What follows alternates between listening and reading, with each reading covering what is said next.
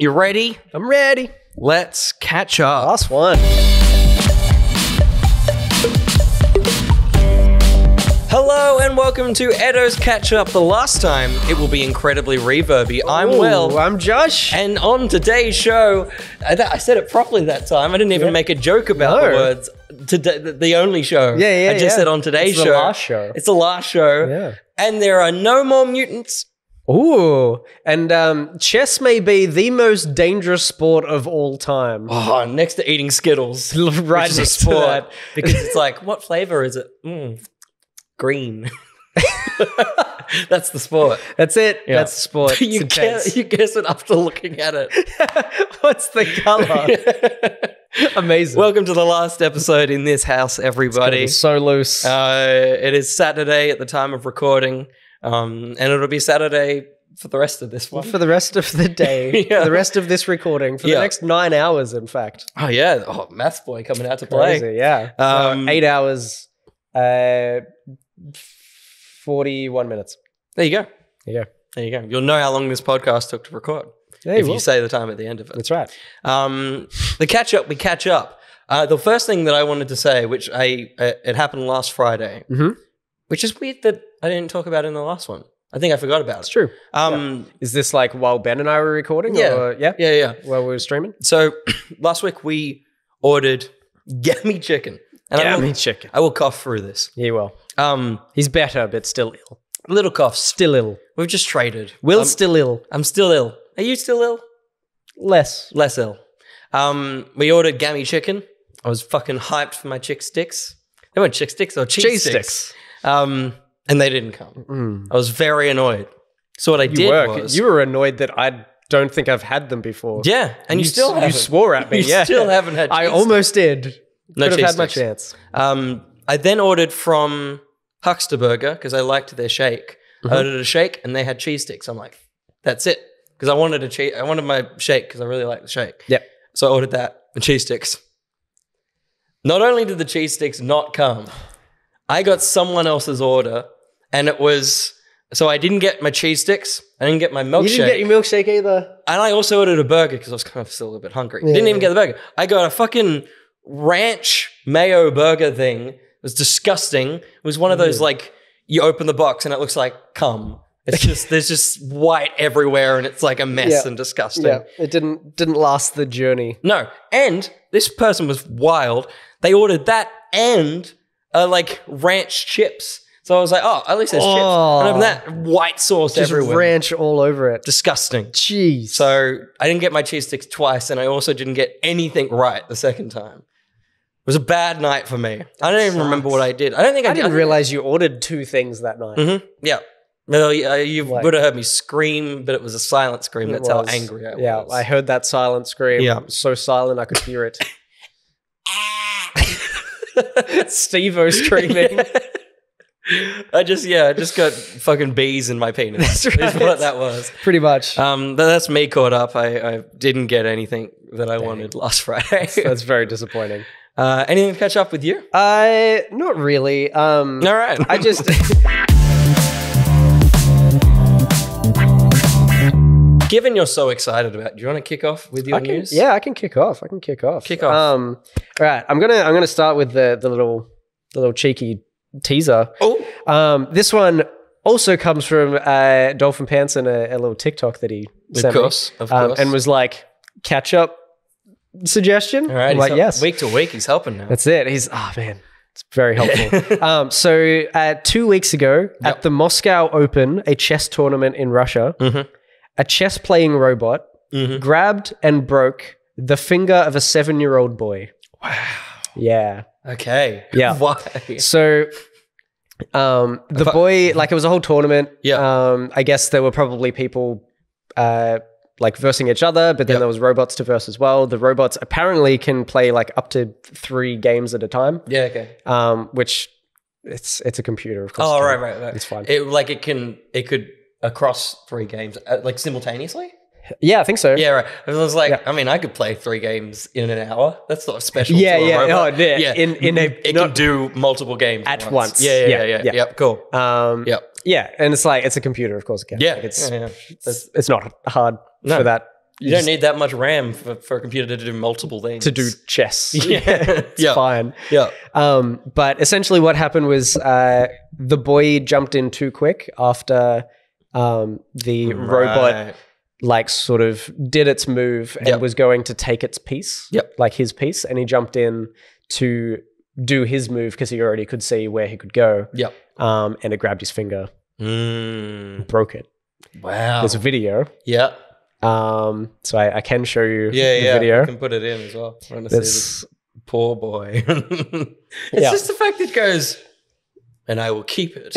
yeah. It doesn't move. No. It doesn't try and like take it and then drop it anywhere. Yeah, it just grabs locks on. it and just stays. I guess it's like it can't tell if it's got it yet. It's this doesn't feel right, so I'm going to keep holding. Yeah, it's potentially, it knows how much to grip for that particular piece. It's still like, nah, I got to keep going. It's just holding on. That's wild. So essentially, the board that was there, like the people that run the competition, not the thing with the not the chessboard. I forgot that that's part of this whole thing, I guess. Yeah.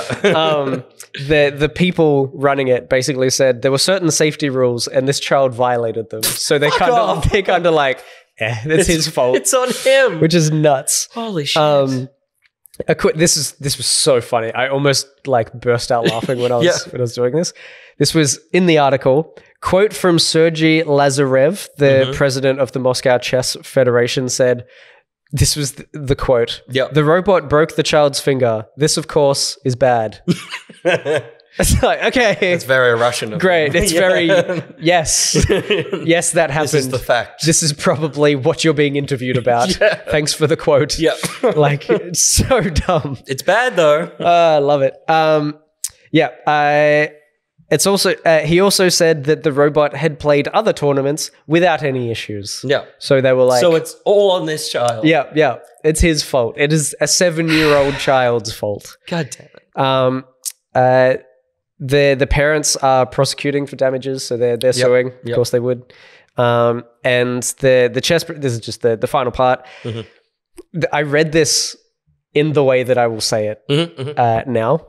The chess president said the boy was in the top 30 best chess players in the Russian capital in the under-9s division. No, It's like, how many children, like in the best 30, in the top 30 of the world. of just the Russian capital. Yeah. How many more are there? That is a lot of people. In the under-9s division specifically. That doesn't mean anything. Yeah, like top 30 of under-9s just in the Russian capital of Moscow. Yeah. Like, surely there's not that many children that are super into chess. Yeah. Even if he's mid-tier, what's the fucking point? Yeah. Give up your career. Now give up. Your carear's over. Your finger's gone. Your finger's broken. Yeah. I did read that he came back the next day for to follow up, and he had his hand finger cast in a cast. Yeah, pretty much. Yeah. And he seemed largely unfazed. Oh, fucking idiot. He should have come back and like, That's you right, come back and you're fine, then you've lost the case. Totally, yeah.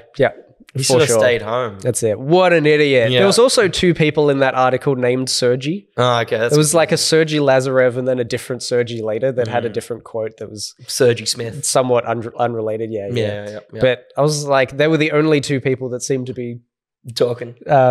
Interviewed. So I'm like, it must be like a John or something. That name. Yeah. Must be just that's the Russian generic name. If I was to Sergei. think of the Russian John, I would think Sergei or something. Yeah, easily. Yeah. Maybe it is Sergei. Probably is. I'm just saying Sergei. I only thought of it as I said it. As it went to go out of my mouth, I'm like, there's no way it's Sergei. So I switched to Sergei. Yeah. But it's Sergey, so it's probably Sergei. Yeah. Sergei Lazarev. Sergei's good though. Sergei. Do you reckon that this 7-year-old is like, I don't know, it couldn't be reincarnated unless the kid died, that injured you? Do you reckon this is just payback? Oh. It's like some sort of probably karma across just across 7-year-old children. Yeah, because you got injured by one, every 7-year-old child going forward will be injured. Will be injured by some other machine made by an adult or something made by an adult. Yeah. Mass injury. Excellent. Looking forward to it. Speaking of children that get injured. Okay. The X-Men. Yeah. Predominantly children that get injured. Absolutely. we obviously had huge announcements about the future of the MCU going forward. Not a lot of X-Men in there. No. None. Yes. And you kind of theorized maybe Phase 7, like maybe we won't touch on it until after that. Yep. It's seeming more and more likely that that's the case, apart from like a Deadpool or something. Okay. Yeah. Devin Farashi, former editor-in-chief of Birth Movies Death, which is like a news site. Okay. But has a lot of contacts in the industry. He doesn't consider himself like a leaker. He never pees. He never pees, yeah. Or never has diarrhea either. Nah, just hard shits. But he has a lot of industry contacts, so he's like, I'll let you know when I know things. Okay. Not so much theorizing, which means that this is pretty real. Pretty solid evidence, yeah. So he says that 20th Century Fox's contractual obligations to actors in the X-Men franchise have carried over to Disney and Marvel, are in effect until 2025. This means Marvel cannot recast, announce, or enter production on a film that includes roles held by some, or if not all, the most recent principal actors in the X-Men franchise. Interesting. Which is why Deadpool could continue. Yeah. Because they're not recasting, they'll use those actors. And why Charles Xavier could be played by Old Mate, because it's like he's still playing that character. Yep. So there's loopholes there, but being, the MCU. Quicksilver, yeah. It's like it's all people that have done it already. Yep. But being in the MCU, they don't want them forever. So the logical thing is 2025 is when you would begin making anything with new versions of those characters. Yep. So Secret Wars can bring everyone back. Yeah. Go, we did it. And move on. And not have to use those. Yeah. An extra thing, though. Kill them all. Kill all again. They've all died so many times. So many times. Kill them again. Do it again. It's fine. An additional report on this, which I think is maybe the real reason they won't do much mutant stuff for a while. Yep. From Illuminati. Yeah, good. Nice. Of course. According to their sources, Marvel is holding off on the X-Men because the producers of Fox's X-Men films are still attached via contract. Simon Kinberg and Bryan Singer, notorious sex pest Bryan Singer. Yeah, sure. Are still contractually obligated to be part of those X-Men films. So if they made one, at the very least, they'd have a producer credit. At the very most, they would have a finger in that pie and be like, I want this to happen. Yeah, okay. So that's also they want to do the Phoenix. Yeah, again. Yeah. Third time. Third, fourth time, why not? So that's kind of proof we're not getting X-Men for a long while yet. I think very good idea to distance yourself from someone like Bryan Singer. Yeah. And just the entire existence of those movies. Fine if you don't. It's wild, but it makes sense that there would be contracts like that to keep those people on board. Yep. It is crazy whenever there's contract things. Just the fact they don't end in situations like this, that they just continue. There's no breaking, even though rights have changed. Yep. Yeah, that is nuts. But yeah, I mean, it definitely makes everything a lot clearer in terms of why they're a bit down on doing too much X-Men stuff. So there you go. There you go. No more mutants for a little bit. No more mutants, but a little bit of Australia in a Nintendo game. Ooh. A very popular Nintendo game. Mario 64. Ooh, you got one of those parts right. 64? Yeah, that's it. Absolutely. It's a power of 64. Okay. No. It's a root. That's maths day for you, isn't it? Yeah, I'm doing it. Wow. I got that. Did I get right, wrong? No, it's fine. It's fine. There's a new sprint in Mario. I didn't write Mario Kart. I just wrote Mario 8 Deluxe. Mario Kart 8 Deluxe. The 8 Mario. So revealed in the trailer for Wave 2 of the latest game's booster course pass. Yep. Is a Sydney level. Cool. Yeah, it's actually really freaking awesome. Could you pull it up now that you've not on camera. I don't really have like too much more on it, but I just thought it was interesting. That it exists. Yeah, so there are Australian themed skins in it as well. Yep. Baby Mario gets koala ears, and Toshi, as I've written here, but it's probably Yoshi, gets a kangaroo slouched hat and boxing gloves, which is kind of cool. Even the train. Yeah, holy it's sick. Shit! Like there's road signs that are green. and stuff like that. Like it's almost like going back to Forza. Yep. Just being like, holy crap. That's sick. They go through the opera house. Yep. They go up the stairs. It's a much smaller stair set, but they go through the opera house. It looks like the opera house. You go inside. You can see the stuff on the roof in the opera house. Holy shit. Which is nuts. Then you go through the Luna Park. No way. Yeah. Far out. So actually, like, there's all parts of Luna Park. Why? Which is very cool. It's bizarre. It's so bizarre. You go over the Harbour Bridge, which is very awesome. Like, fully looks like it. You've got the train, following the train there. I don't have this game, but I almost want to get it now just to play this level. Oh, man. That's awesome. It's very cool. It's really cool level. Oh, man. It's well done. Why? So there's other levels in this pack. Nowhere near as interesting. But there's like a desert-based one. It kind of looked like Desert Wild West. Yep. Like kind of old school style. Mm-hmm. There is also I said desert. There's a dessert-based one as well. Oh, okay. So it's like ice creams and cool. and sundaes and things like that. So it's pretty cute. There's a pinball level. That does nothing. What was that? It's just getting dark. Okay, sure. I know it was me having an idea. It's like, I couldn't tell whether that was like a play off something I said. I'm like, when did I mention a lamp or a light?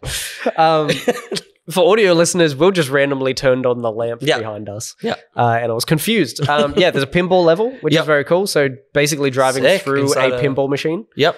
And there's a New York level that's in a similar sort of way to the Sydney level. Yeah, okay. But probably much less interesting because a lot of things are set in New York. So it's like, we know it already. We say New Donk City as well. Totally, yeah. So it's already there. Yeah. But yeah, it looks awesome. Like it's such a cool random edition.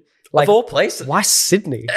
Bizarre. And being so like the trains means that someone has put like more than just the landmarks. Yep. Like that's weird to me that someone at Nintendo cares. Yeah, like it is totally Sydney train. It is a Sydney train. Yeah. Color, design, everything about slope it. And everything. Yeah, crazy. And just seeing the sign, like seeing the road sign being that green with the.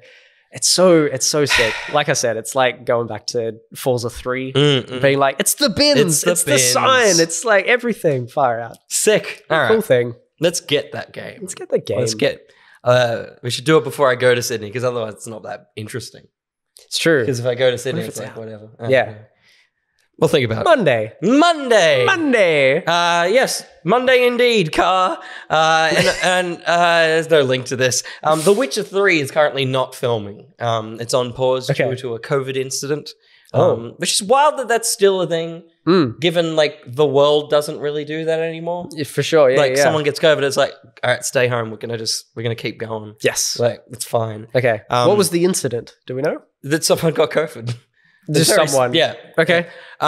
There is like unconfirmed rumors that it's Henry Cavill. That would make sense to have to stop recording then. When you don't have The Witcher.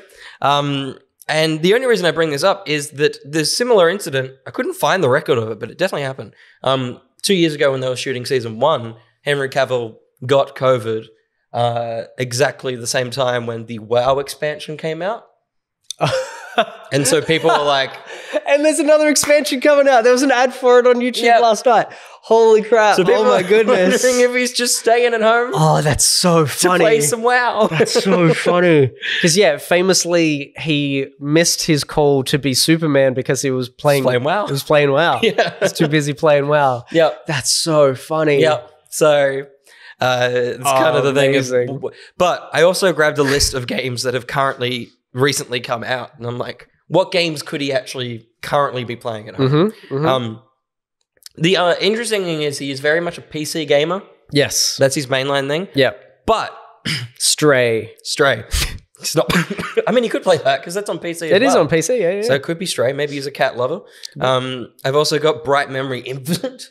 I'm sorry. Infinite. He could be a shooter man. He could be.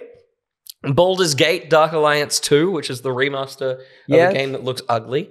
Kind of wowy. Yeah, within the same sort of, fantasy, like medieval fantasy realm. Also within the same sort of fantasy realm as The Witcher. Yes. Yep. Still works. It's all D&D RPG stuff. He's a big fucking nerd. Digimon Survive has just come out. Yeah. Maybe. Could be a big anime nerd. Yeah, I What a wouldn't be weeb. surprised. Yep. And then Xenoblade Chronicles 3, another anime thing. Now, 3 of those things are Switch related. So I'm wondering if he bought a Switch.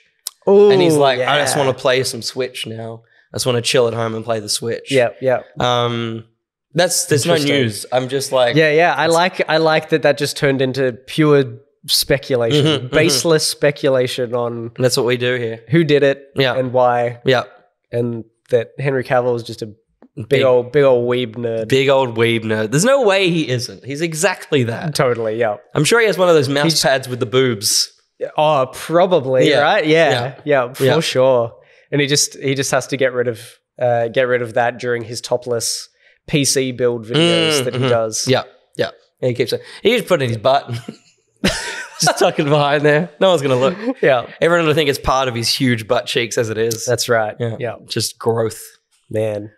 That man is ripped. He's just That huge. weeb is ripped beyond belief. That's a great phrase. I like that a lot. Shut the fuck up. What is happening? It sounded. I brought it closer, and it sounded like it was still over there. It was really confusing. Is it anything interesting? No, it's just my mother. Yeah. Not interesting. Roxy. You got anything interesting? Yeah. He said he was really proud of these new stories. Yeah, I like this one's pretty interesting. Big Skateboard strikes again. They've done it again. Oh! In the form though, this time Yes. of Hot Wheels. Oh! Yeah. Interesting. Doing fingerboards. They're taking on Tech Deck. Holy shit. Yeah. Makes sense. And they're making fingerboards now. Cool. With wearable finger shoes. Fucking hell. All right. Freaking great. I'm so excited. Sure, you'll just buy the finger shoes for your tech decks. Totally. Yeah. You're not gonna I invest don't in a care new about thing. it. Although, Okay. it is entirely like marketed by Tony Hawk and his skateboard company. So he has in the past done crossovers with Tech Deck. So his company Birdhouse have made, Tech Deck, Birdhouse branded Tech Decks and stuff in the past and done all of that. But they must have come to him probably with a lot of money. And they're like, we want to do skateboards. Do you want to basically be the face of it and be like our initial line of skateboards being, Hot Wheels branding on the grip tape across the top. And just Birdhouse graphics on the bottom. Cool. So he's done that. There's just pictures of him with the little skate shoes. Oh, there he is. Look at him. Yeah, there he is. Look at that. Oh, he's so happy. It's so funny. He's got so much money. What a weeb. There is a board with shoes will cost you I wrote terribly. I said will code $3 USD. Code. This is you terrible. Leave. Man. Will cost $3 USD or about $4 Australian.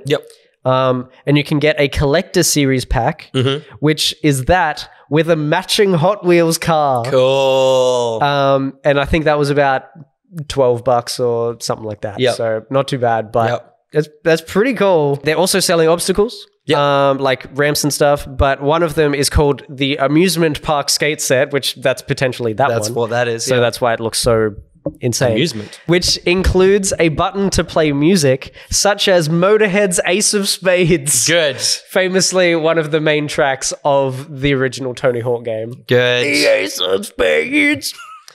Which is That's great. pretty sick. It's pretty cool. I like that. Like the fact that, Hot Wheels have done a Birdhouse crossover with Tony Hawk.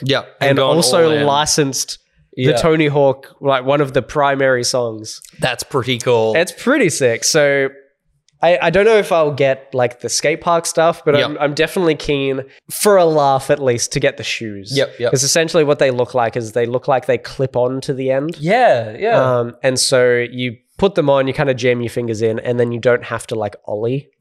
So it means you can get into grinds and stuff without having to just fling the board onto it, which is currently how I do it because I can't ollie well yet. But yeah, there are people that are incredible at fingerboarding, like as good as at like that as skateboarding kind of thing. But cool. this will just make it easier to to grip onto because the shoes will do the grip. They've got and your gripping. the shoes will grip your fingers. That's That's I got there true. eventually. It's true and weird. Also, my best friend Sam Tabor had a video recently. The YouTuber skate guy. Your best friend. Where I think he bought a pair of Vans finger shoes. Yep. Which I think were actually just miniature shoes, but I don't think they meant for fingerboarding, but he bought them to do for it. fingerboarding.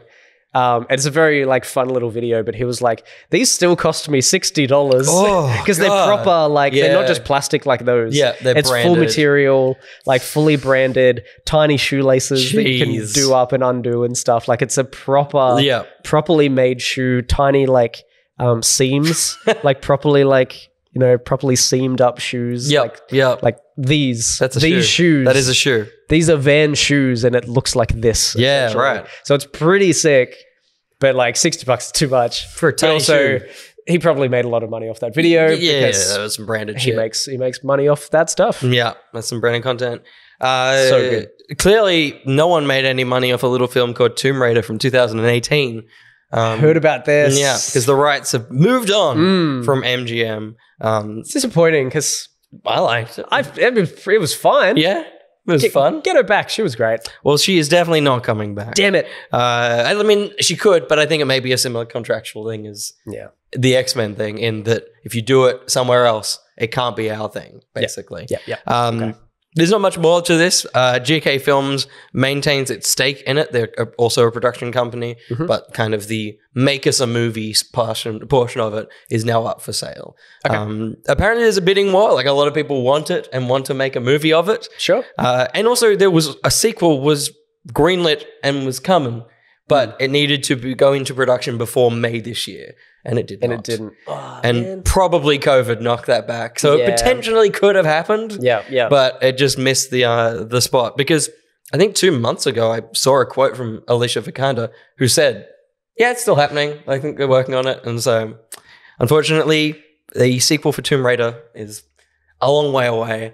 And a sequel or new game. A sequel for Tomb Raider, or you mean like just like a new film. A new Tomb Raider. It will be a reboot for sure. It won't be a continuation. Yeah. And game-wise, because of course earlier this year, the rights to the games were sold off as well. Oh, yeah. So, of course, from Crystal. Yeah, they sold. I can't remember where they just chucked them to, but same kind of situation. Yeah. That the next game of that franchise, if continuing or brand new, complete limbo. Totally, yeah. And I hadn't even thought about the fact that we knew that Crystal Dynamics like sold a bunch of stuff. No idea where any of it went though. No, it wasn't like a name that we knew. Yeah, it feels like big enough news that we should have known. Yeah, that should be here where still. that ended up. But nope. Like the Deus Ex franchise and Tomb Raider and stuff. Where's any of it? Yeah. Weird. It's crazy. So did Crystal keep Avengers? For some reason. I guess it was still ongoing. No one's buying that. Yeah, and no one wants it. Yeah. But yeah, so it'll be a while before we see Lara Croft in anything again. It's a shame. Especially considering it was her 25th anniversary of the first game last year. Man, Like, that sucks. Yeah. So, dang. Yeah, there's not much more news on that as well, but rough. Sucks because I liked those things. Yeah. I liked all those Tomb Raider related things. Yeah, the games were great. The games were good fun. They got not as good as they went on, but still pretty good. They had their moments. Yep. The last game, her coming out, we talk about it all the time, her coming out of the water. It's the most freaking badass scene that I feel like I've experienced in a video game. It was very cool. So good. Very cool. Man. Yeah.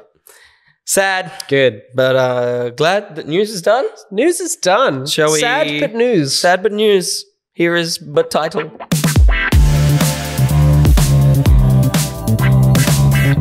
Welcome to the ad part. Yeah. Dump Days is someone who is a fairly new patron to the Patreon. Yeah. And Dump Days does really cool comics. It does. I have nothing else to say to this, but it was mentioned in the Discord that we should make that Google form for people to submit ads. And that would be a good one because that's something to go and see. Yeah, absolutely. What's his... It's a I think it's bin chicken. Bin chicken is the general the is the main one he does? Yeah, the kind of constant in all the comics. Yeah, I'll get the Tweety at least. Awesome. Yeah. And he jumped on the community night on Monday night, which was awesome. So yeah, didn't get like a good personal chat in with Dump Days this time, but hopefully in future ones. Absolutely. But it was funny because I jumped in just in time for Gartic Phone. Yep. I think some bin chickens did appear, of course, throughout Gartic Phone. Good. Yeah. Good. So good stuff. And if you want to see more bin chickens, head to twitter.com. What the fuck? Why did I say twitter.com? You know what fucking Twitter is. Go to Twitter. Go to Twitter and then go to @DumpDaysComics. It's Dump DAZE Comics. Yeah. And check out some bin chickens. Yeah. And I think he's probably got an Instagram and stuff. Yeah, I think the same handle as well. Yeah, it'll all in there. And also, I just want to say, Dump Days, you need to make a header because your Twitter's a bit barren. That's weird that you've got. Oh, yeah. Unless that's just a grey image. Yeah, maybe it's just a grey image. Maybe that's an aesthetic choice you've made. But I would say maybe invest in a header. Maybe find an artist that could draw you a header. Yeah. I don't know. I think they're pretty cheap on like Fiverr. Yeah. Someone to make you a Twitter header or something. Yeah, someone that draws. I don't know if you know anyone. Yeah. But you could probably work that out. Yeah.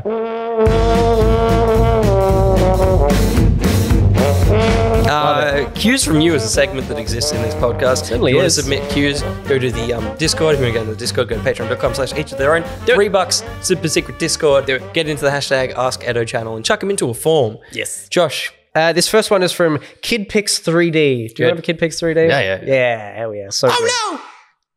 Probably. Yeah. I don't remember that sound effect. I just remember being able to draw with candy. It was just a randomized candy. We've been here before. We've discussed this before. We've been to candy before. We've been to candy. Which is great. Thoughts on art books? That's good. They're great. They are great. I wish I had a use for them. Yeah. Because we buy them. Yeah. And then they just go on a shelf. Yeah. And we love buying them. Yeah. That's it. And I don't think we generally sit there and look at it all that much beyond the day that we buy it, maybe. Yeah, a couple of pages. Yeah, pretty much. So, yeah, I am definitely in the same boat. Yep. I would like to, in my next place, get like a nice actual like living room table thing. Yep. What do you call it? Coffee table. Coffee table. Yeah. And have a book on there and maybe change it out over time. Yep. Maybe a 2-tiered one so you can have some down the bottom. Yeah, that'd be cool. Yep. Like the AIE office. Yes. Having all those books there. Yeah. So cool. Yep. So having that just available for people to be able to peruse some art books and or, Marvel encyclopedias or Assassin's Creed encyclopedias from 6 years ago and are definitely well out of date by now. But they're there. My brain, I'll say it. You can find some safe words in there. in the encyclopedias. That's right. Some good relevant safe words like animus. Animus. Good. Get inside it. Get in it. Or get it in you because it does generally. That's true. Inserts. Inserts. It's a rectal. There you go. Yeah. So we are big fans of art books and the concept of them. Yeah. But alas, do not delve too deep into them, unfortunately. No. They're cool. I almost wish that you have a lot. I do. I have bought a few from Marketplace and things like that for cheap. People just getting rid of a bulk of them. I think I spent like 110 and I got phase 1 and 2 of the MCU. Crazy. It was nuts. So many. I love them. I wish I had the balls to just rip pages out and like stick them to walls. Like that's or like put them in a frame or something because there's some really nice ones that could be the purpose. Totally. But it's the annoying thing, especially for the MCU, which I'm glad I've stopped because now I can't complete it. It's a completionist thing as well. Like once you get a couple of them, you're like, well, I need them all now. Yeah. So in terms of buying them, buy one from either something that doesn't have more, it's just a one-off.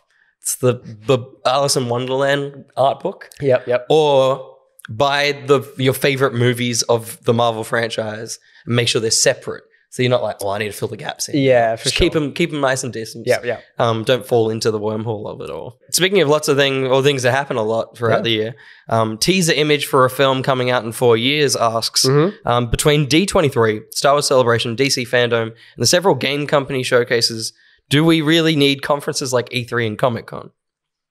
This has been discussed to death by Pocket and everyone else. Just like we haven't talked about it. Yeah.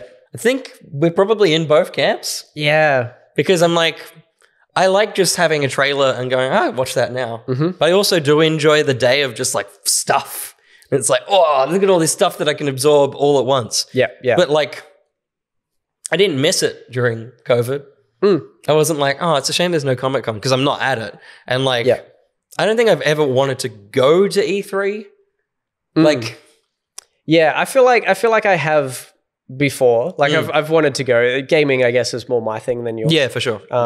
Like you've probably more so wanted to go to Comic-Con than I have. So, but yeah, I've definitely wanted to go to both.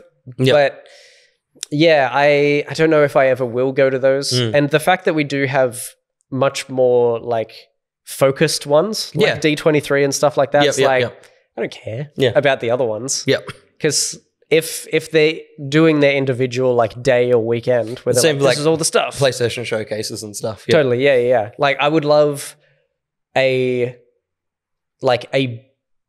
one-off PlayStation like weekend or day where they do different things. Like they're like, here are our exclusives. Here are our, indies. Here's, I don't know, some other stuff. I don't know what else they do, like VR specific in the future and things like that. And that is spread across a day or a weekend. And then like, they can do that. They can have one of them. And then for the whole weekend, like those games are like, there's demos available for anyone at home to be able to play. And so you can play the games and absorb it. And then it's like everyone gets a PlayStation weekend. Things like that. Worldwide. Like, that would be sick. Because they're really stringing out the state of plays lately. They're just not worth it anymore. But if they give you more to be excited about, or they hold it for one day of the year, and then it becomes like a here's our roadmap for the next year, and give you more involvement by being able to play demos and things like that. Like that would be great. I think that is the thing. Like why I'm waning on a lot of it is less is more. They do a lot now. There's a lot of Nintendo Directs and PlayStation State of Plays and stuff. It's like, I think I'm just tired of those. Maybe you're right. Maybe it is that just one big event for each thing a year. Spread out as well. I do like Summer of Games. Because that is online. It's generally pretty like accessible for everybody. And you can sort of get involved in ways because there are often demos and things like that to be involved with. So that idea is great.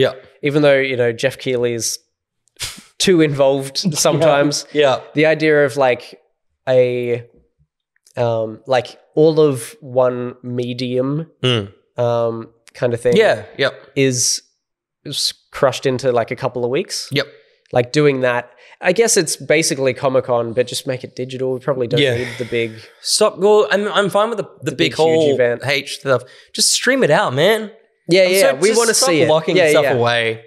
It's dumb. It feels like it's not fair. And people pay for the experience to be there. I guess like that's the thing. It's like you've paid to go, so they want to see something exclusive. But like you're paying to be there. You're getting the experience. You get to go talk to the celebrities. You can ask. Like, there's so much more to the convention. Drop the price of the convention or something just to like weigh up thing. Because the thing that James Gunn said about that, because people are like, oh, I wish that I could have seen the Guardians trailer and stuff. And he's like, but it wasn't ready yet. Like that was for people there to see it once, and then it's like you don't have time to process that it's not finished. So I think a lot of the trailers are similar to that.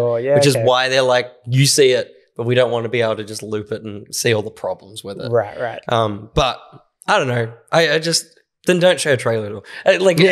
I don't know what it is. Maybe I'm just annoyed that security is so lax that people can film it via their breast and let us know that stuff have happened. We still get it. We still get all the information and the trailer, but just it's badly. such a crap quality that it's like, what? Just give it to us. We're gonna see it anyway. I don't know. I don't know what the solution to that is. But yeah, I think we like the things that exist. And I think everything barring E3, which should just die. It should just go away completely. Like, stop trying to... It hasn't come back yet. Yeah. But don't bother coming back, I don't think. I think Keighley's got it. Just get some more voices into the Keighley Fest, I think, is one of the most important things. Because the dude is not a host. Yeah. It's just like... It's very awkward watching the Jeff Keighley Summer in Games, because I'm like, but who are you? I know you're very involved in the games industry, and that's nice. Yeah. But it's like, I don't want to see you all the time. Yeah. There's something about him that I'm like, it's like seeing the money man on stage. It's like, cool, dude. Get some hosts or something. Like, I don't know, you could get Greg Miller in. He would be quite fun. Totally. And people know him as like the voice of games, the very fun voice. Yeah. Because Jeff's so dry. Yeah. He's not an interesting man. He's a news reporter. When he says, that's so cool, it's like, you've done nothing. Yeah. I don't feel, if Greg Miller is like, oh man, that was so cool. It's like, yeah, it was. Yeah. You're right. Like, he would hype up everything so much. It'd be so much fun. We'll get a Ben Schwartz. The only thing is, don't get influencers, get people like Greg Miller, like get people that do a podcast about gaming. Don't get someone that's like the guy the people they get for E3, where it's like, hey man, I'm this thing and I'm here to present the EA Play, man. It's like, no. We want journalists to be hosting. Yeah. And like, journalists that talk, like that are public facing. Yeah. They're there to talk and host and present stuff. Yes. People that are already presenters. Yep. Presenting things. I love Jacksepticeye, but every time they wheel him in, I'm like, God bless you, Jack. Yeah, he's not... It's those sorts of things. It's like PewDiePie goes back and watches his videos from like VidCons and things like that, and he's like, it's so cringy because I don't belong this here. is not... I don't do live content like this. Like in front of a crowd, hyping up a crowd. He sits at a computer by himself every day and plays video games. Like, you got to get the right people for it. I don't think Jeff's it. He's a great organizer, probably. He's a good in and out. Like, have him there, that's fine, but have other people to support him. But he won't. He won't let go. He won't fucking let go. The man loves everything. He does. Or does he? Another man who loves everything, probably, is Dolphin. Why should Microsoft buy ETTO? That's a good question. Or should Sony? Well, Sony don't look after things unless ETTO's going to go animated, in which case they can buy Sony us. kind of already own us in a way. That's true.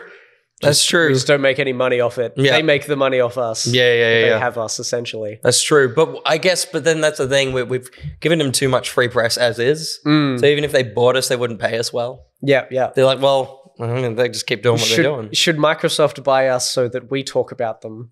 Because is that the reason why? Yeah, so that they get something out of it. Yeah, because they go, well, we have nothing to give. If we pay them a lot of money to talk about us, because they're not going to do it otherwise. Yeah.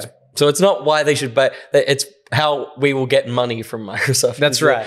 Yes. Who will give us the most amount of money? Microsoft, because we don't talk about them. That's right. So they'll want us. We'll talk about them to our 40 fans. Yeah. We'll talk about Game Pass. I mean, we use Game Pass for Pekka. Yeah. Certainly do. What were you going for? Peppa Pig. Yeah. Okay. Gotcha. I think about that a lot. The thing that I've always wanted to do is like just play all the games. Like, it's weird that, and I'm sure they exist. I'm sure there's YouTube channels that just live off Game Pass as a channel, or Game Pass and PlayStation Plus. Yeah, I had a bit of a thought recently because once again, Dolphin tagged me in something. Yep. Asker of the question, Dolphin. Oh. Tagged me in a thank you. In a TikTok where I think it's a streamer who has essentially like an Infinity Games machine. It's got every console on, like what I think you did in a YouTube video recently where you had like a mystery wheel and it spins and then picks a console and then he spins again with a list of all of the games, which is like hundreds of games that he's got on that console, and he plays that. It's just like super weird. We could do that for Game Pass games where we just start a stream. We have no idea what we're playing. To download it in the stream. That's true. Maybe we can I don't know. Maybe we can put a poll in initially for a list of games, pre-download those, have yeah. that in, and then That's a good idea. spin. That'd be good fun. I like that. Yeah. Well, Microsoft, if you want us, we're here. And we have an idea on how to push your service and play more of your potentially abstract games. Your shit games. Yeah, if the you crap will. ones. Yeah. Not that you make them. No, you've just got them. Yeah. And you probably shouldn't, but we'll play them. We'll play. There you go. Everyone else also has them. Yeah, fuck. Microsoft, buy us. Buy us. We'll stop talking crap about you. Yeah, pay us and we'll stop. That's it. All right, my next one will be from Joshy20, the man himself. Tepid question, re-editing, behind-the-scenes look. This was my last one. Oh, it was? Yeah. Then you can take, I mean... You can do it. No, if you say it now, then I can say my other one. Sure. Because then that will like... I'll do 2 in a row. Yeah. All right, I'm doing 2 in a row. Josh, what is your question? My question is from Joshy20. Who would have thought? Whoa. That's a tepid question, Oh, okay. re-editing and behind the scenes. Okay. Who would have thought, really? Crazy. I didn't even see that one in there. So insane. Yeah. Do you two actually sit there in silence as each song plays, or do you two run through the talky part of the script and the songs are added in post? That's such an interesting question. Yeah. And like... Idea of what course. happened. Yeah. Like, of course that, like, yeah, that is a very valid question. And we probably do it the harder way. Yeah. For sure. Because we do sit there. Yep. We do sit there and we legitimately listen to the whole song. So essentially, other than maybe some like editing out some dead space or some stuff that's, you know, irrelevant or off topic, for the most part, you hear exactly the whole thing, how it is. We sit there, we listen to the whole thing. So that we can discuss it afterwards. We don't talk in complete silence during it. Yeah. We're like, that bit. That one's cool. Yeah, so we sometimes discuss some things or talk about what we're about to do. What we're about to talk about or how to transition and things like that.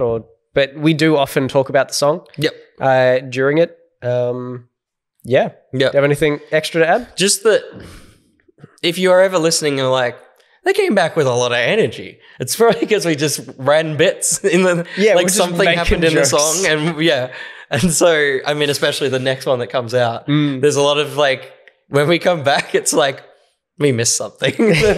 Something happened during that song. There was a joke. There was a joke that popped up in that, and it just continued, but we forgot that we didn't say it. During the ep. You'll find out. It's so bad. The other thing is that you miss out on, I would say, exactly 50% of the thing because there's also a visual component. Yeah, it's true. We film it. We do. And we like look at the camera. The whole time. But do you keep the videos? I've still got it because I'm kind of like at the end of the year, I'll do a big cut of Tepid because it is, awesome. I would say, our least legal segment. For sure. So it's like it's hard to make use of it. But at the end of the year, once the context is really gone, I'll put out some visuals. But awesome. Like when we do like the children's presenter one, and we're just like, hey kids, and like our whole body is convulsing. We're like pointing at the camera. It's ridiculous. So like your question of like, and also I do like I've already deleted it. The run the script. There's There's no script at all. We don't even know what songs we're gonna play. Nope. Like we have don't have each other's playlists. We have our own playlists. But even in that, I feel like for a lot of the time it's like, I might do that one. It's like there's no actual planning in any of it. We don't have an order. Like, we don't know off the top of our heads what order we're gonna play them in until we're playing it. Probably depending on the previous person's song. Generally. So there's not even a script there, and we also completely hide our playlists from each other. So we're gonna find a new way to do it because we'll be doing it over remotely, the internet in the future. But Will pass his phone to me for me to navigate to my own playlist to choose my next song. So he does not see, and I don't see Will's. So there's no script. It's completely off the cuff. I feel like we barely even plan why we've added that song. No. We're just I know this song from this show that I've liked in the past. And then it's a very natural discussion at the time. It's like, this is the most scripted thing we do. Totally. It's barely scripted. We have minor notes. And it's like, it's so annoying because Tepid is so good. It's like the best radio show that could exist. It's so and we just can't, yeah. it can't be anywhere. No. Again, if you want to hear Tepid, go to patreon.com/each to their own $3. At $7, I think it's the second tier. But Gotcha, yeah. to listen to us listening to things. It's very fun. Yeah. It's basically, if you don't know what it is. Yes. It is us picking a topic surrounding music. Yep. So we've done like, kids best like TV show themes. Yep. A lot of it was kids TV shows. Yep. Best like favorite covers. Yep. Christmas songs. Was another one. Christmas songs. We did one for our Spotify Wrapped. Yep. And we kind of play characters to some extent for some of it. About, we 30% of we it. break in and out of it. Things like that. So it's great. It's very dumb, very fun, but jump on. And because we play music that legally we're not allowed to share, it has to be behind a paywall so that people don't find it. That's the secret to it. That's the secret. And I also say in terms of characters, I think the next one, the live one, will be the one where we stuck to the characters the most because we had a bit, which I won't spoil the bit, where we needed to be the characters to get to the next song. So we stuck to the bit the whole podcast. It's true. So I think that one will be fun. And that one's going to need an audio treatment as well. Like it's got a whole bit to it. So it should be really fun. Yeah, that one's going to be like, kind of the most produced. Yep. With a lot of extra added things. Yes. Oh yeah, we got to record that before we go. Oh yeah, that's right. Yeah. Let's do it here once we wrap. Let's do that. Yeah, cool. My last one comes from the inflatable Subway sandwich and toes. This one, nice. I don't know who it's from. It literally could be. It could be the Subway sandwich. Could be the sub. I leave my computer out here. Maybe it's grown fingers. Oh, it's got some fingies. Yeah, some little lettuce fingies. Chicken. Salad hands, if you will. Salad fingers. Yeah, that's there the one. Is. Creepy. This is from the Subway up behind us. Save this one for your last catch-up before the big move. Penis or love heart is unclear. It's the kind of... the equals less than. Yeah, less than sign. And a 3. And a 3. Highlights of living together. Which is, it's forcibly putting that inside this podcast. Yeah, Your silence is deafening. Highlights of living together, and I look over and you go like this. I think there's been a question I've been dreading, which isn't this, and I'm glad it's not that. Yeah, interesting. And it's like, has there been anything bad about living with each other? And I'm like... That's what we answer when we're in different states. Yeah. I'm like, I don't want to talk about that. And like... I don't know if there's many. No. Realistically. Very small. But I'm like, if we did, we'd probably be digging deep and digging into something that we don't want to bring up, and it's not really interesting. It's what we do on Ear Biscuits number 700. Yeah. When we're old and way it doesn't later, matter. It doesn't matter anymore. I hate the way there was so much hair in the shower. Yeah, fucking hairy boy, that one. It's fine. It's fun. It's actually a fun thing. Maybe this is one of my highlights. It's a fun thing taking the shower head down and doing my shower, and then at the end of it going, let's get that in the drain. Okay. So it's not just out, because I squidgy the shower and then squidgy the floor, and like I push the water, and then when I push all the water, it's just all the hair's just up. Hair, and I'm like but then it's a fun game of almost power washing the hair back closer to the drain. Yep. And then at some point, because it's probably mostly my hair. Yeah. Like at the end of a week, I'll grab some toilet paper and just wipe along our stupid drain that doesn't drain anything but water. Yeah.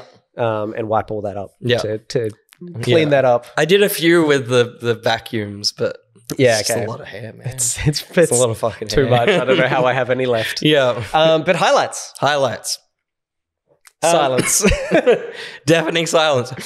The thing I miss the most is just watching shit. That's been really fun. Yeah. Just being able to like kind of, having like a planned thing of like tonight after work or after my Bible study or whatever, let's just sit down and watch this thing. Yep. It's been good. It's been a good highlight. I almost never outside of living with you get Uber Eats. Yeah, right. Unless I'm like, I have other people. Yeah, you just have some 2-minute noodles. If nothing. Or like I will go out and buy something on time. I will go out and get something, like go for a walk. Because I lived pretty close to a lot of restaurants, but we're not that close to many restaurants where we are now. Yeah. I do that. Keep meaning to say. generally, but also a big highlight is the fact that you are always like, want to get some donuts? Yeah. So we just Get some order donuts in at like 9 at night. They're the best donuts. It's so good. They're so good. Great shakes as well. Yep. Just get really cold. The shake. It's the too much sugar jitters. Yeah. At 9 o'clock at night. That's it. I've enjoyed like oft in there when I do go in the office, because a lot of the times I work out here because the internet fucking hates me. Or it might be the computer. I think it's just my devices that hates me. But it's been fun just sitting and being able to like just raise a phone. Yeah, totally. Look at this.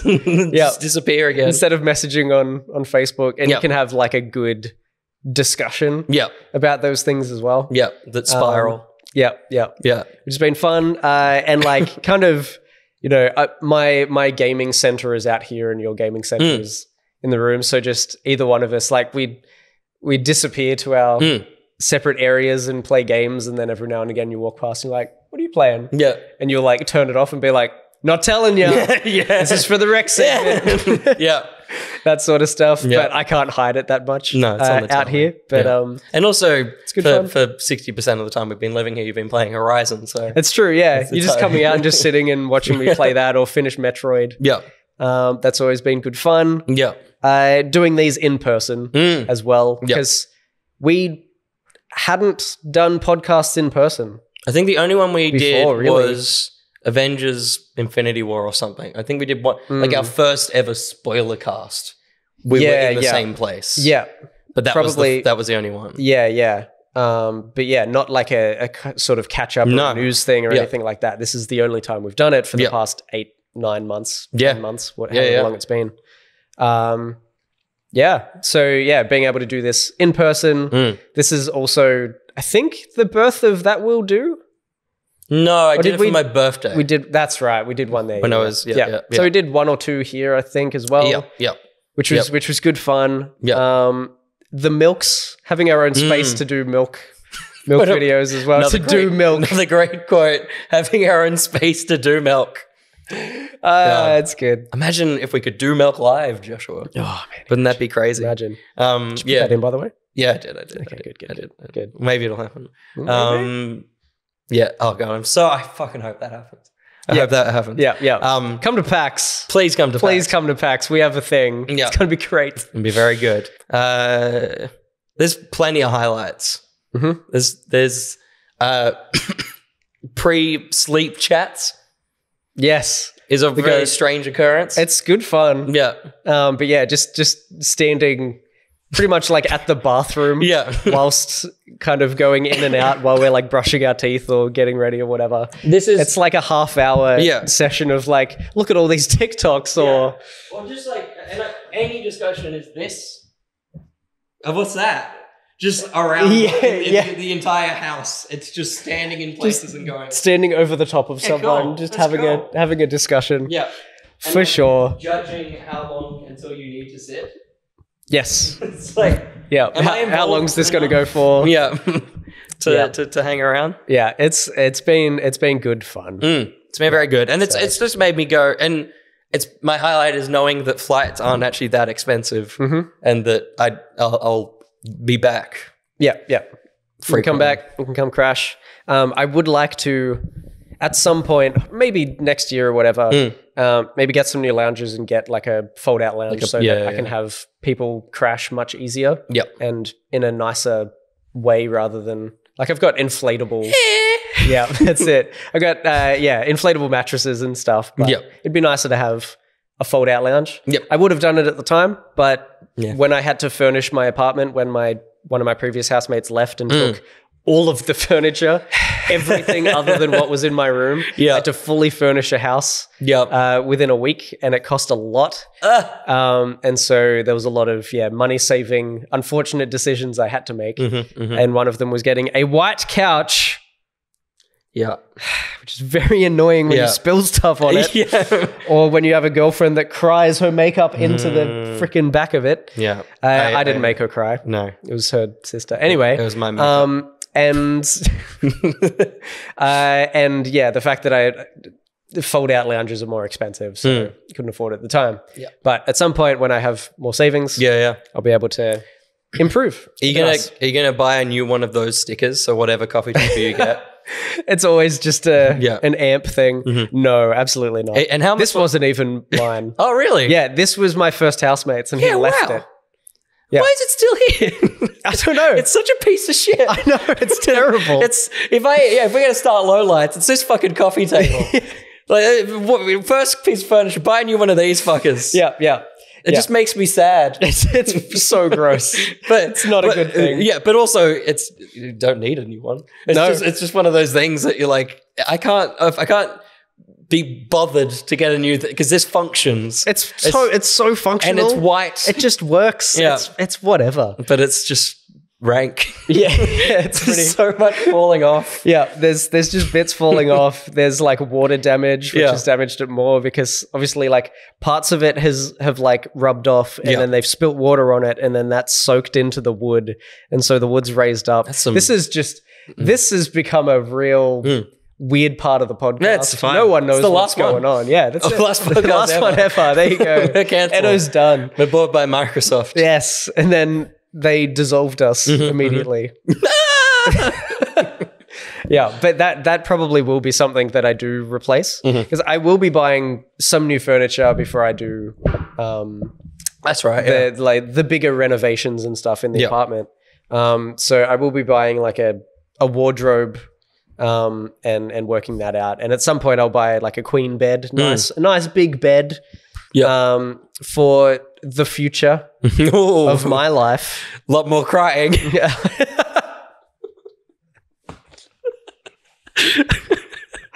Oh, good. Why? Great. Because there were two ways to go with that. So I went with the less sexual one. Or maybe it was. Very funny.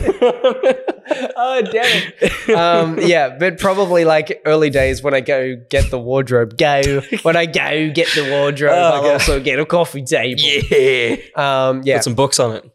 That's it. Yeah. So I'll get one probably with an underbit. Oh. With an undercarriage. for coffee tables. An underbit. For coffee table books. Oh, God. Art books. There you go. There's the answer. My goodness. These are highlights to our time here. Fuck this table. That question and that discussion is now a highlight. Yeah. Josh's undercarriage. That was Q's for News. My goodness. What a bit. This is the rec seg. The last time that you'll be able to get close to getting this on the beat because once it's broadcast across Discord, you'll really be struggling. So here you go. Ready? Yeah. Rec. There you go. You nailed it. That's pretty good. I think you were pretty good at that. Pretty good. Never again. Never again. Do you want to kick off with your games? Do you want to flip that? Yeah, let's flip it over, mate. So I've been playing a couple of games in the last week. After finishing The Messenger, yes, I did jump into Mario and Rabbids. Mario vs. Rabbids? Mario Rabbids Kingdom Battle. Whatever it is. Yeah. It's pretty good.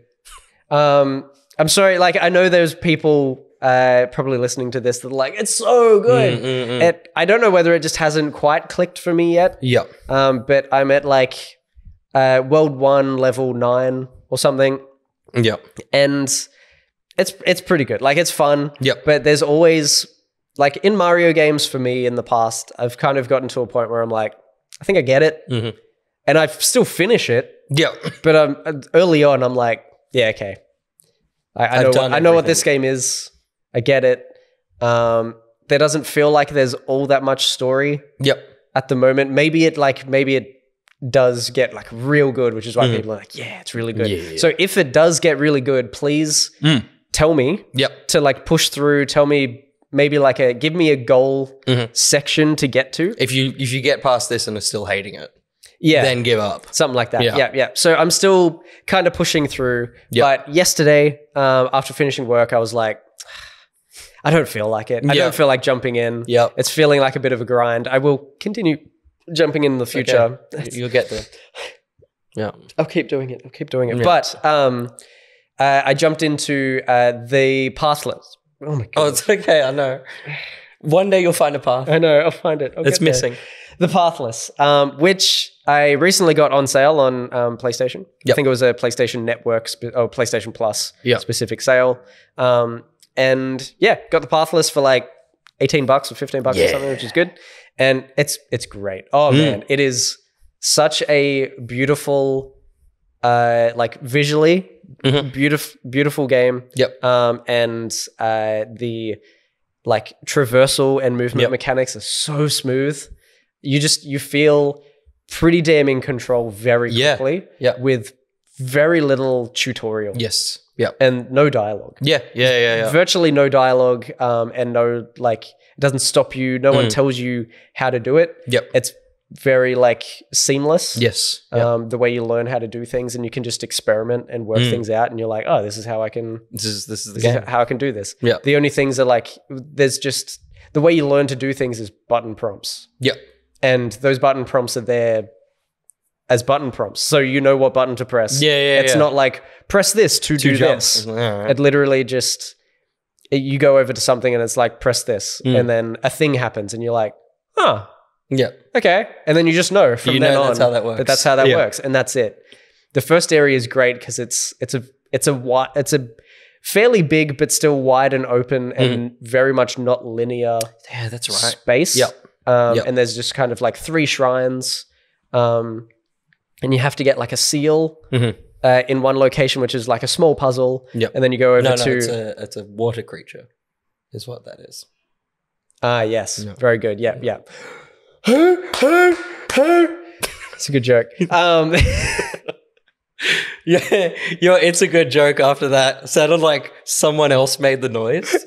You moved on so quickly that it was like, without looking at you, I was like, someone else did that. Totally. Yeah. For sure. Audio Amazing. listeners will be very confused. Oh, good. Yeah, but That was a real sale. That's right. And you find there's like a small puzzle in that, and then you generally have to just traverse to a big, like, corrupted shrine. And you put the seal in the shrine, and then that sort of cleanses it. Yeah. And there's 3 of those in the starting area, and then there's like a puzzle dungeon, which is a little slow. You walk a little slow through those, and you can't run in those either. But there's some pretty fun, interesting puzzles. You get a bird to help you out with some of those as well, which is cool. Just adding to like little bits of extra mechanics. And then I'm now like spat out into the game, the big world, the main area. And I think I've done like the first one or gotten the first seal to find the next shrine. And I've gotten stuck in a storm. My first storm. Which is very cool. So yeah, there's some great little mechanics and stuff in there, and I'm really enjoying it so far. And I'm pretty damn sure that I will platinum it. Yeah. Feels like that sort of game. And a lot of people that I've spoken to have platinumed it. So it just seems like a game where you get damn close and you love it enough to just push through and finish it off. You have pulled up yourself on television. I'm trying to see what I gave it. This is the last thing I did for Good Games for 1 Point was a review of the Pathless. Yeah, right. Nice. I don't remember. What did I give it? 4. 4 out of 5. It's pretty good.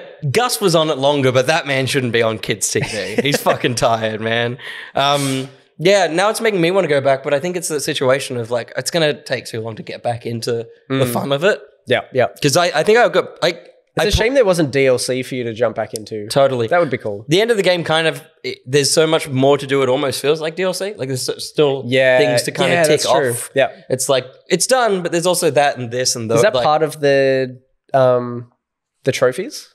I assume so. I assume that's like, Have you platinumed it? No, that's what I'm saying. Right. Like I wish that I had kept going. I think because I did it for Good Game, I was like, all right, I played and I finished it and I'm like, that's enough to write a review. So there's too much space. Because I loved it.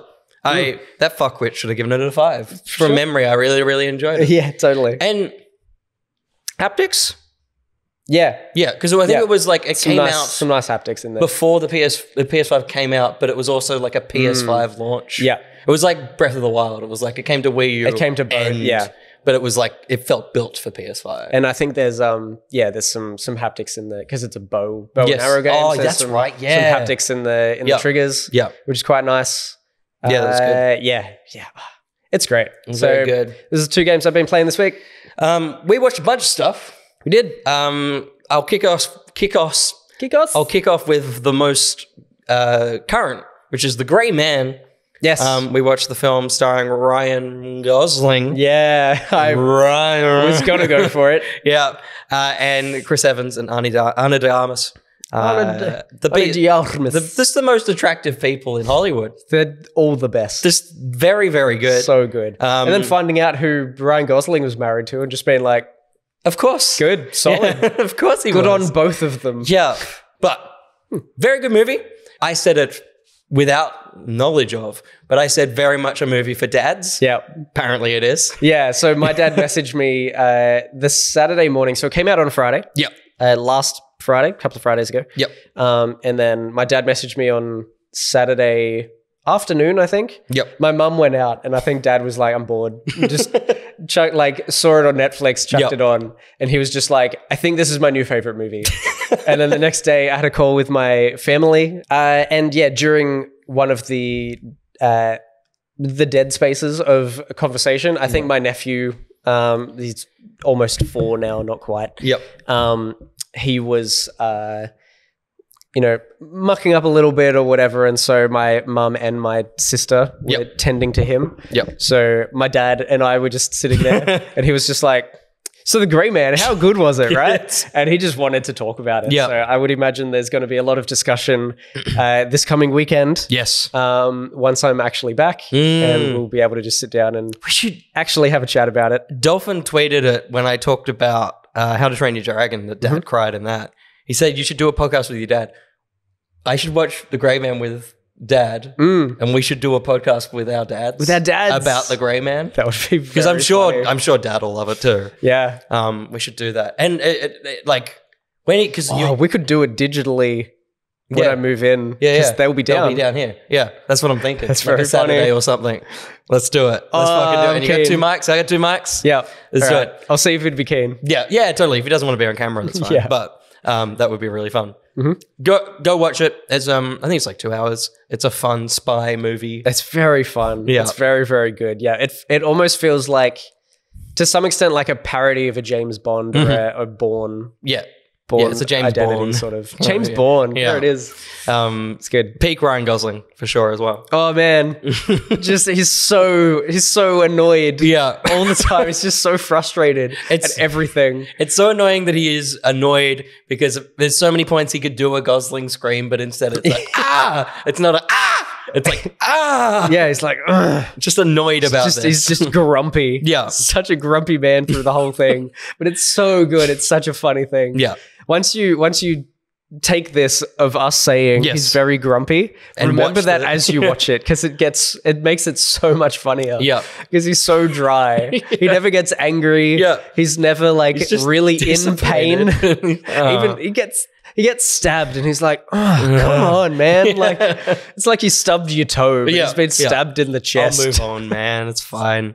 And take that to any film you watch of Ryan Gosling. It's the same. He's just always like that. Yeah. He's always doesn't want to be there. He reaches an amount of frustration in every film. Yeah.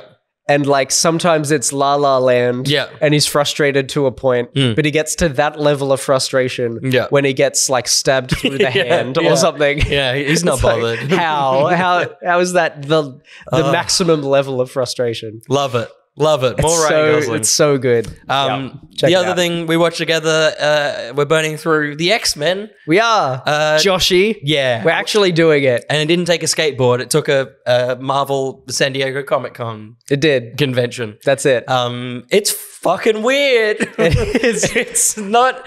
I watched, I think, the first episode when Disney Plus got it ages ago, and I couldn't keep going. Yeah. I was like, this is stupid. And it is. It's tough. It's fucking bad. It's a tough watch, man.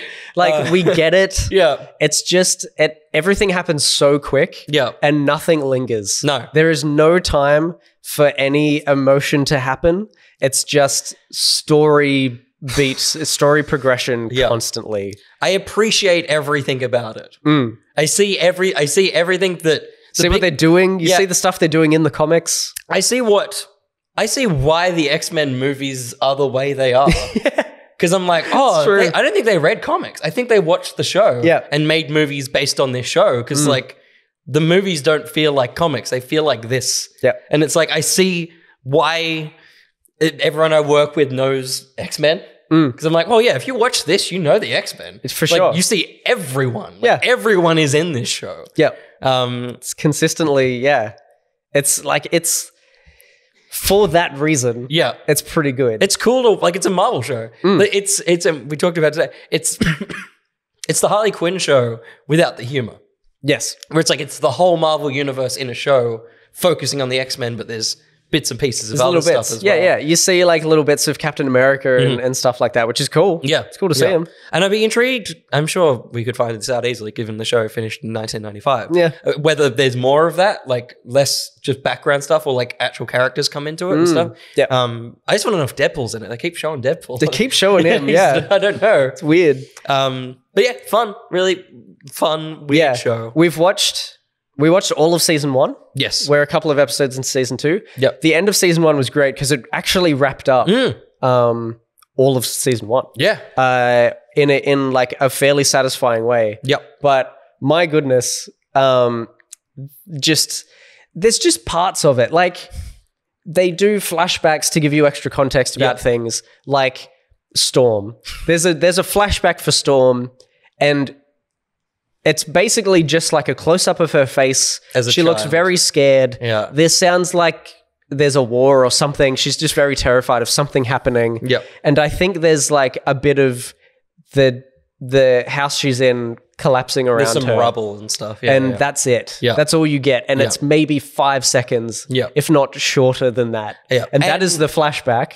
Played over the top of something else that's like, she's in modern day Storm is doing something. Yeah. And it just kind of plays. It's just and then goes away. Yeah. She's not talking about anything. Nah. In particular, I don't think. Nah.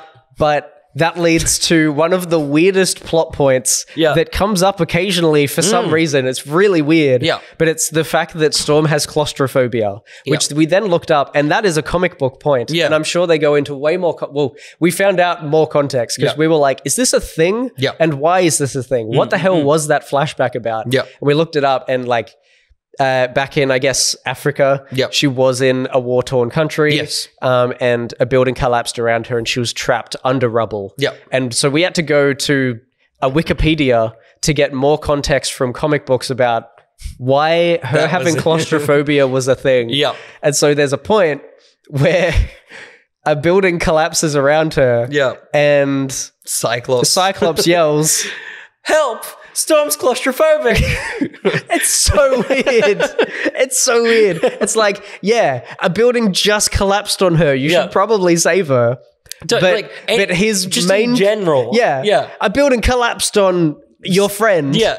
But no, his worry is she's got claustrophobia. We need to help her. If she's not already dead, she'll die. Yeah, she'll be anxious. She'll be anxious. Like what? And not like we should say claustrophobia is a real thing. It is. Like, we don't want to downplay it, but in this show, it is such a joke. It's not a thing. It's so like it's not taken with any seriousness really at all, and it's the primary concern about Storm at all times, the whole whether she's mortally injured or not. Yeah, like she because she tries to defeat a Sentinel in an episode, and they chuck her in they just say put her in the box. They put her in the box. And nothing comes of it. But because they've told us about claustrophobia, they put her in the box and both of us went, oh no, she's claustrophobic. She's claustrophobic. But nothing happens. Yeah, I think at that point, again, someone else says, we have to get her out. She's got claustrophobia. Yeah, but it's like, that's not... You can't just say that. Yeah, this is a review of that X-Men series. Yeah. We enjoy it. We sit down all the time and watch like 5 episodes, if not more, at a time. I think we'll finish season 2 and 3. We're going to be busy, but we will finish. We'll figure out a way to do it. We'll go to GG Easy tonight. Yeah. And then we'll just come get home to put it on one of the TVs. Yes. Yeah. We'll drunk watch it later. Yeah. Absolutely. It's so bizarre. Yeah. I'm enjoying, Gambit he changes accents all the time. It's weird. Everyone is so horny. Everyone's very horny. It's such a shame they can't fuck. Yeah. Such a shame that they were all a bunch of Ken dolls. And they don't actually have penises. Pretty much. Yeah. It's such a weird show. I think the best thing is, and because neither of us had seen this, I think as going into the movies, we would have already thought this. But the fact that Beast is just voiced by, he's not. Yeah. He just sounds like Fraser still. He still sounds like Kesley Kramer. Like, how? Yeah. Like, is that why he got cast in the film? Because he sounds exactly like him. Yeah. Also, he's constantly in jail. The entirety of season 1, he's only in jail. And people go to break him out. Or like, the wall of his cell is exploded Magneto by removes something. The wall. Yeah. And he just sits down and grabs a book and continues I will wait reading. for my sentence. He's like, I am awaiting my court trial, my court hearing the whole time. He's like, I'm doing this properly. Yeah. And it's lovely. Yeah. It's so lovely. Good. But this is season 1 of your X-Men show. And you have this guy and he does nothing for season 1 at all. I feel like in the latest episode we watched, he does something illegal. And it seems like he's about to go back to jail. Everyone's worried about him. Yeah. And he could go back to jail again. It's like, we're like 3 acts in. It's amazing. This show's so good. Oh, God. Yeah. Oh, my goodness. We'll talk shit on it, but it's because it's shit, but it's also really fun to watch. Yeah, we enjoy watching it, but we have so many issues because it is an early 90s animated show. Yeah. They're all probably like that. Yeah. Every animated show. I'm sorry. We're shitting on your childhood, but deal with it, man. Also, one more thing. How did you watch that week to week? You would be so confused. If you miss an episode, my goodness, it's so tough. Yeah. To because we're able to watch it all at once. Yeah. We're getting so much story, but it is like, it's such a small amount of story and it just ends very abruptly every time. I'd be so disappointed.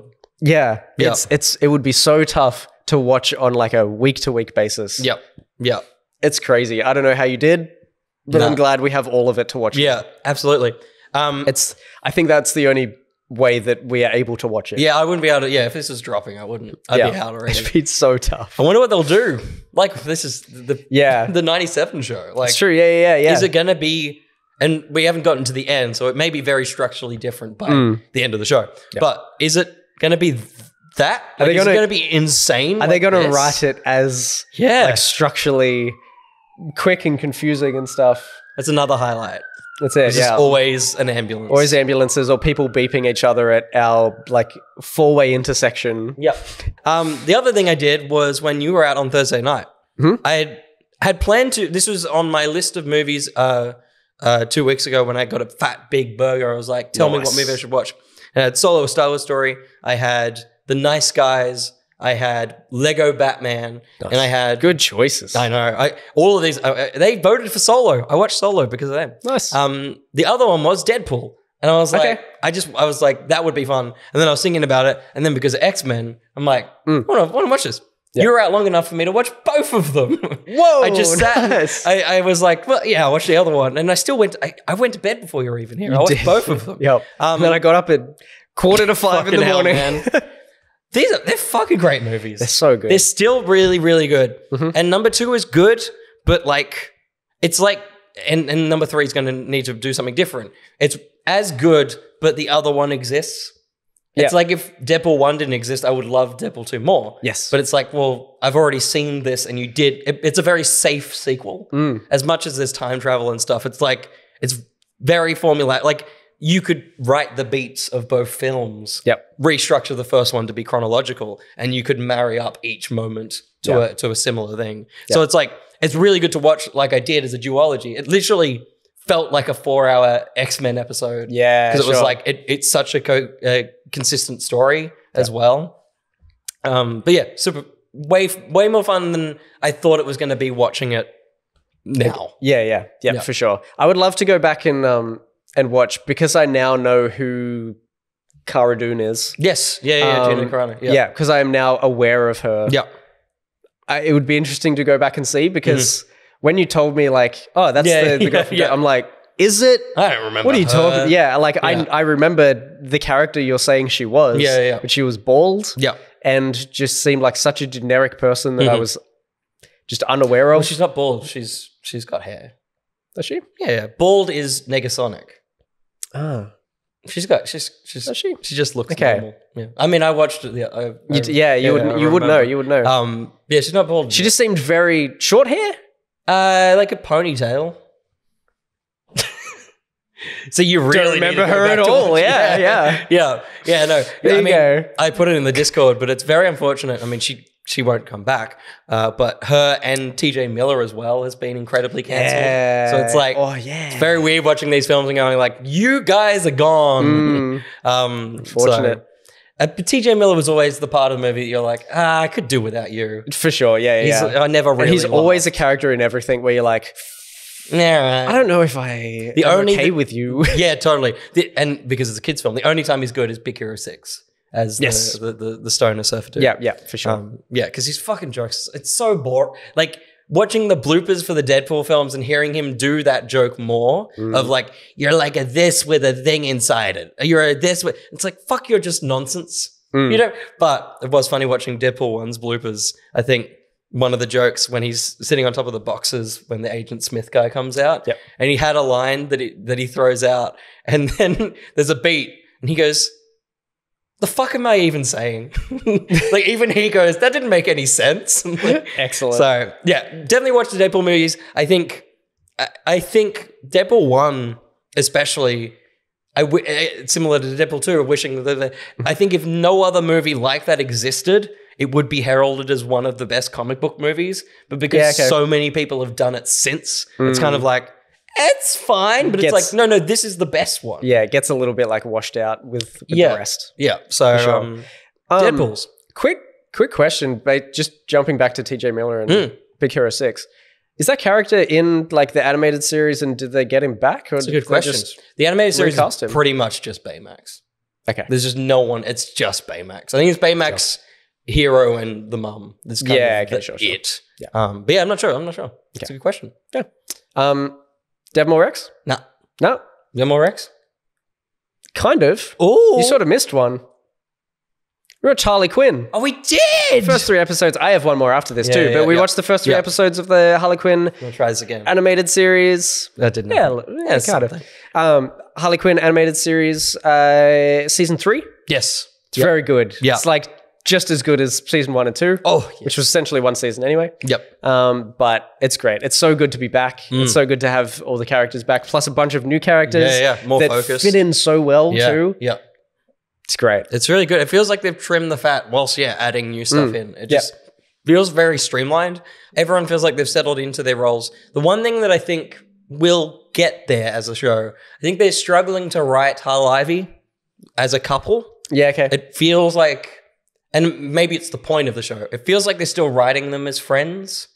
It's like they have their relationship moments, but a lot of the time it's Harley being like a friend would, like boosting Ivy up. Doesn't feel as much of a relationship, which I think is the point. It's totally the point, but it feels very at odds of itself. Yeah, at times. I think to me, I'm sort of looking at it as, because it's sort of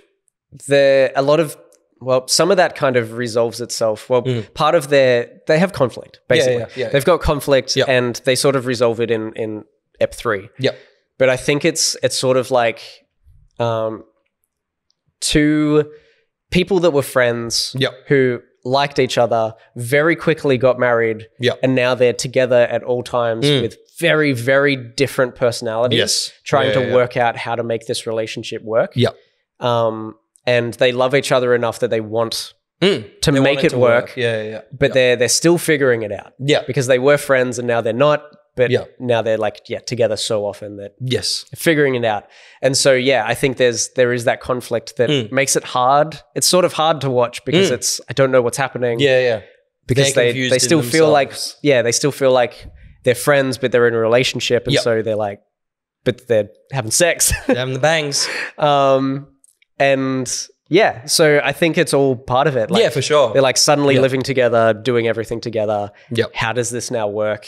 How can they best be there for each other in their circumstances? It's like Harley was pushing Ivy into doing things that Ivy didn't necessarily want to do, but then Ivy got super into it, and then Harley's like, I'm not really part of this anymore. How do I It's fit? very confusing. Yeah, So yeah. they're trying to fit in each other's lives Yeah. and fitting in with each other's personalities and stuff. It's cool. I really like where they're going with that. Yeah. And there's a whole Bat family situation Yes. now. Like, there's a Yeah. Bat family building up, and it's fucking fun. like there's Nightwing fans that are like, I hate how they're writing him. He's all Oh, pretty. really? Yeah. Like hardcore. It's not worked for Nightwing fans, which is really annoying because I think it's perfect. Yeah. Like and no one is who they should be other than Harley. Yeah, and Ivy. the Joker and Ivy. Yeah. Like everyone else That's is the point so of the show. different. Yeah, like Everyone's a parody. Batman's an idiot. Yeah. Commissioner Gordon's an idiot. But at the same time, they are true to their character. It's like they are still Nightwing and Batman and stuff, but there's this extra layer of like that's turned to 11. yeah, But yeah. it's like deep, like Batman is still feels like Batman. But Yeah. so it's like, This show is a parody. That is Yeah. the point. It is a parody of the DC universe. That is the 100% absolute point of the show, Yeah. people. This is not a show about Batman. It's not a show about Nightwing. no. It's a parody show about the DC universe Yeah. from basically Harley's perspective, essentially. Yeah. That's it. Yeah. They don't have to write them properly. No. No one is written properly. There is No. not a single villain that is written properly other than the few that we talked The about. main characters. Everyone Yeah, else yeah. is just so heightened and ridiculous. Yeah. Like, I'm sure there's Bane villain, like, Yeah, they're pissed off. fans that are like, Bane's an idiot. Why is that? Yeah. It's not about Bane. He's also the best part of the show. He's so, you so know. funny. I don't know, man. He's so good. Yeah. Maybe I do need psychiatrist. You do need to see a psychiatrist. It's so good. Oh, he's great. Yeah, he's Yeah. very fun. He still needs subtitles sometimes. Yeah, yeah. It's very There are some fun. parts where I feel like we got like the end of what part of his sentence, but we both just sat there in silence and we're like, don't know what he said. Yeah. We're not going to say Yeah, I anything. only know what he said about the spaghetti because they cut to spaghetti. I'm like, okay, that's where. Spaghetti. Yeah. Like that was it. Yeah. But yeah, there are definitely, he mumbles a lot. Yeah. Look at that dog in the window in the car. He's a cutie. When the sweat drops down your Your balls. Good. Awesome. Crazy. There were balls out there. There were. They were just sweating. Yes. I have one more. Oh. I found another band. Oh, yeah. I showed you in the car, but I didn't tell you much about them. No sweaty balls is there. That's right. So I played them for you. Yeah. I did a little more like research into them, and I listened to the song basically nonstop, going to the thing that I was going to this afternoon and come back. Yep. It was just on repeat, the one song. Yeah, good. But it is a band called the Beths. Mm-hmm. I once again found this band through Instagram ads, which is insane. It's so weird that I keep finding, like before I was just finding musicians and stuff last year through TikTok. Yes. Yep. And now it's just all through Instagram stories. Weird, I'm like, man. I like the sound of this song. So I put it on my Spotify playlist. Yep. And then at some point I actually listened to it. And then I'm like, I really like this. I really like it now. And then I listened to a whole album and I'm like, holy crap, these are my new favorite band. You have you when you get told about these things, you have you got a playlist specifically for all these bands? Or you just like them. So usually the ad is like, listen to this single. Yeah. And it links you to Spotify and I just add it into as its own playlist. Yep. And at some point I go through and I'm like, oh yeah, I added these guys. I'll listen to that song that I was like, yeah, that sounds pretty cool. Yep. When I'm in the mood to listen to something new. Yes. Yep. So this week's band was the Beths. The Beths. They're an indie rock band that sounded very Australian. Yes. Very indie Australian, That like voice. so much. They're from New Zealand. That makes sense. So it's kind of close, but at the same time, I still listen to it and I'm like, it still sounds very Australian. She hasn't got the. I mean, that's made more. I was waiting for you to say American, and I would have been like, "There's no way." Because I listen to a lot of YouTubers and think they're Australian. Until they say something about New Zealand, I'm like, okay, because it's soft. There's soft New Zealand accents. Yeah. Okay. Yep. So maybe it could be that. But still, like, I've never heard. I don't think I've heard a New Zealand person sing though. No. So I don't know. Yeah. I don't know many like New Zealand bands. Yeah. So this is like my new favorite New Zealand band, I guess. New favorite. My new favorite New Zealand addition. band. Or actually there was a band. Flight of the Conchords. There is that too. The Veils. A very, very dark. Really? Very dark. Surely sad, not. Like there's two ways it could have gone. It's either a wedding indie march rock or band. death. For sure. Yeah. Yeah. But they are like I know, like our friend Brad Cork has gone to one of their shows and he's like, the singer made me uncomfortable. Oh, wow. And like, he goes to some crazy weird concerts and he's like, he's legitimately quite in like a terrifying performer. He almost like goes into a trance and it looks like he's convulsing while he's like singing and performing. And he's like, I don't know what, does he need help? Do we need an EpiPen?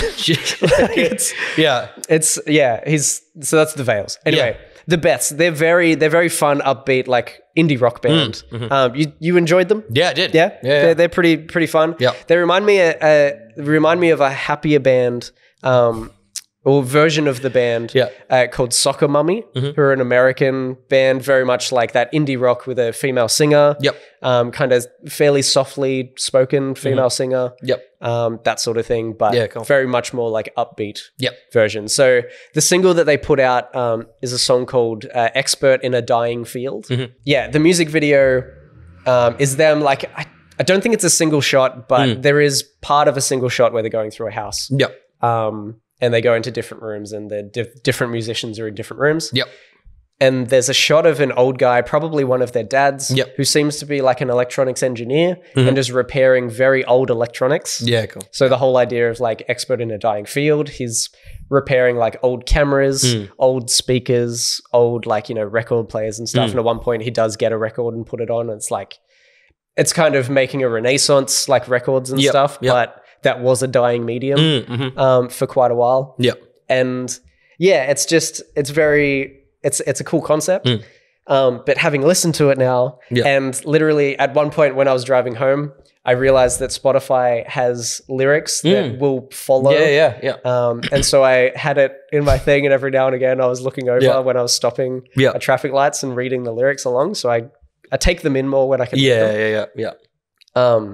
But I think the idea is that the person is like, you spend a lot of time falling in love.